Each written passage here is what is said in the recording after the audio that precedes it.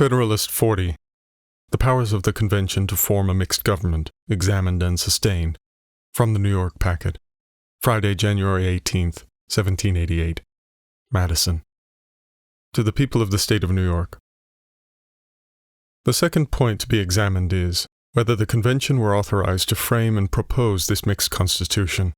The powers of the Convention ought, in strictness, to be determined by an inspection of the commissions given to the members by their respective constituents. As all of these, however, had reference either to the recommendation from the meeting at Annapolis in September 1786, or to that from Congress in February 1787, it will be sufficient to recur to these particular acts. The Act from Annapolis recommends the appointment of commissioners to take into consideration the situation of the United States, to devise such further provisions as shall appear to them necessary to render the Constitution of the federal government adequate to the exigencies of the Union, and to report such an act for that purpose to the United States in Congress assembled, as when agreed to by them, and afterwards confirmed by the legislature of every state, will effectually provide for the same. The recommendatory act of Congress is in the words following. Whereas there is provision in the Articles of Confederation and Perpetual Union for making alterations therein by the assent of a Congress of the United States and of the legislatures of the several states, and whereas experience hath evinced that there are defects in the present Confederation, as a mean to remedy which several of the states, and particularly the State of New York, by express instructions to their delegates in Congress, have suggested a convention for the purposes expressed in the following resolution, and such convention appearing to be the most probable mean of establishing in these states a firm national government, resolved, that in the opinion of Congress it is expedient that on the second Monday of May next a convention of delegates, who shall have been appointed by the several states, be held at Philadelphia for the sole and express purpose of revising the Articles of Confederation, and reporting to Congress and the several legislatures such alterations and provisions therein, as shall, when agreed to in Congress and confirmed by the states, render the federal Constitution adequate to the exigencies of government and the preservation of the Union. From these two acts it appears, first, that the object of the Convention was to establish in these states a firm national government; second, that this government was to be as would be adequate to the exigencies of government and the preservation of the Union; third, that these purposes were to be effected by alterations and provisions in the Articles of Confederation, as it is expressed in the Act of Congress, or by such further provisions as should appear necessary as it stands in the recommendatory Act from Annapolis; fourth, that the alterations and provisions were to be reported to Congress and to the states in order to be agreed to by the former and confirmed by the latter. From a comparison and fair construction of these several modes of expression is to be deduced the authority under which the Convention acted. They were to frame a national government, adequate to the exigencies of government and of the Union, and to reduce the Articles of Confederation into such form as to accomplish these purposes. There are two rules of construction dictated by plain reason, as well as founded on legal axioms. The one is, that every part of the expression ought, if possible, to be allowed some meaning, and be made to conspire to some common end. The other is, that where the several parts cannot be made to coincide, the less important should give way to the more important part. The means should be sacrificed to the end, rather than the end to the means. Suppose, then, that the expressions defining the authority of the Convention were irreconcilably at variance with each other, that a national and adequate government could not possibly, in the judgment of the Convention, be effected by alterations and provisions in the Articles of Confederation. Which part of the definition ought to have been embraced and which rejected? Which was the more important, which the less important part? Which the end, which the means? Let the most scrupulous expositors of delegated powers, let the most inveterate objectors against those exercised by the Convention answer these questions. Let them declare whether it was of most importance to the happiness of the people of America that the Articles of Confederation should be disregarded, and an adequate government be provided, and the Union preserved, or that an adequate government should be omitted, and the Articles of Confederation preserved. Let them declare whether the preservation of these articles was the end, for securing which a reform of the government was to be introduced as the means, or whether the establishment of a government, adequate to the national happiness, was the end at which these articles themselves originally aimed, and to which they ought, as insufficient means, to have been sacrificed.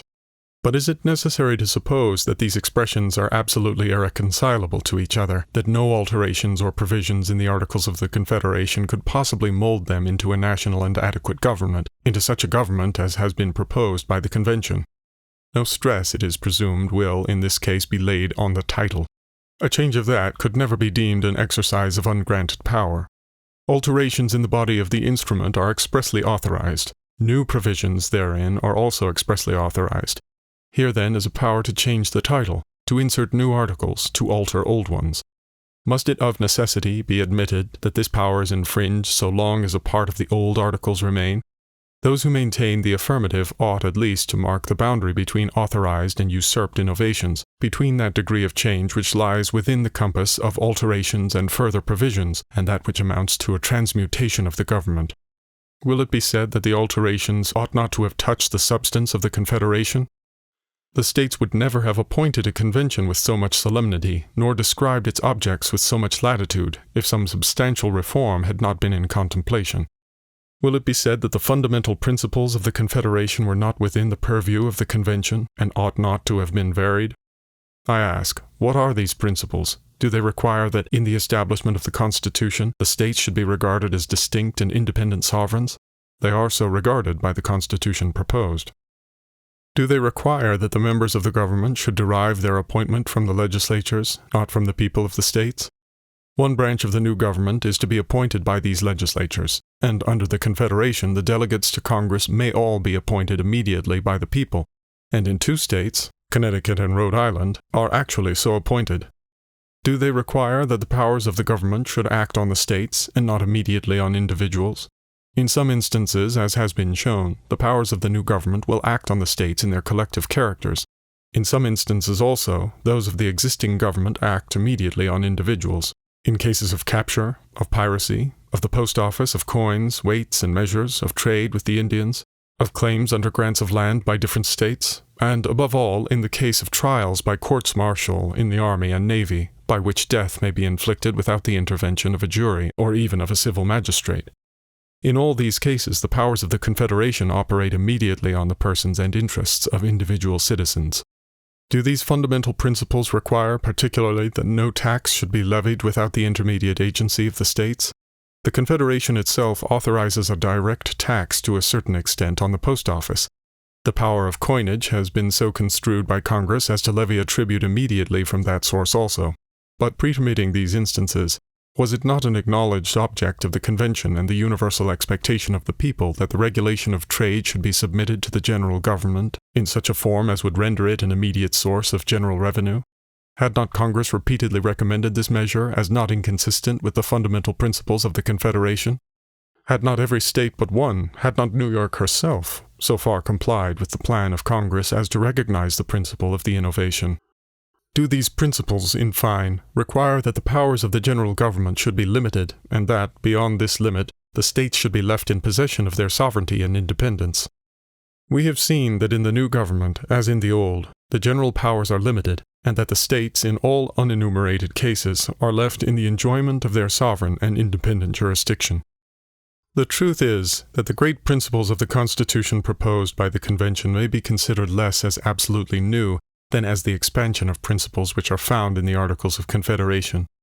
The misfortune under the latter system has been that these principles are so feeble and confined as to justify all the charges of inefficiency which have been urged against it, and to require a degree of enlargement which gives to the new system the aspect of an entire transformation of the old.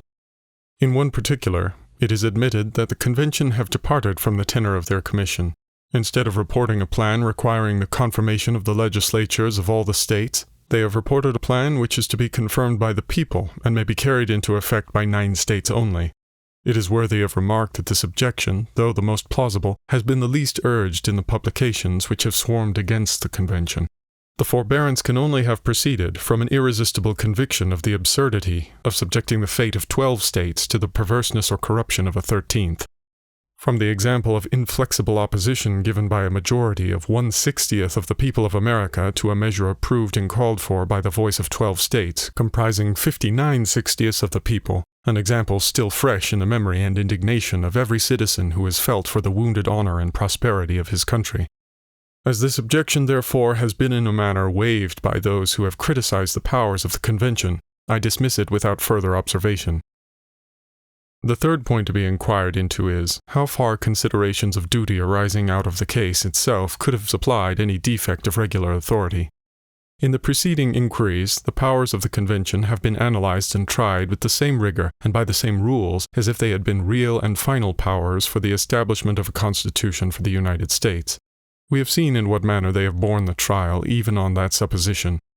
It is time now to recollect that the powers were merely advisory and recommendatory, that they were so meant by the states and so understood by the convention, and that the latter have accordingly planned and proposed a constitution which is to be of no more consequence than the paper on which it is written, unless it be stamped with the approbation of those to whom it is addressed.